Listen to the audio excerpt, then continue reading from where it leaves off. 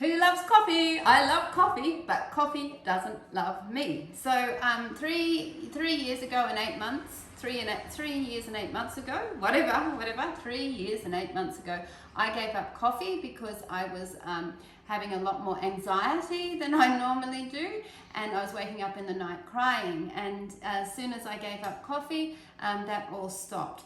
But it's been a massive journey, and still when I smell coffee, I love it so much.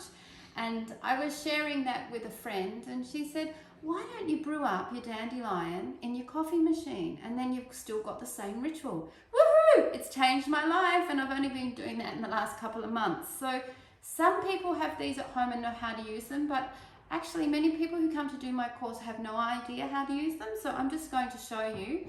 And of course, I have no judgment over people drinking coffee, because I wish I could drink it. I love coffee, but like I said, it doesn't love me. So in these machines, there's a little screw there, and you pretty much want to fill the water up to that screw inside. So I'll just show you.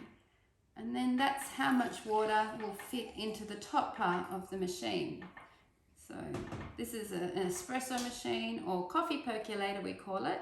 And then you pop your coffee or dandelion in here.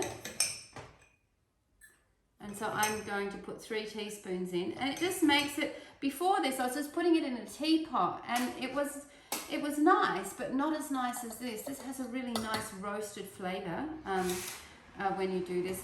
And then you screw this on here, and then you pop it onto the stove.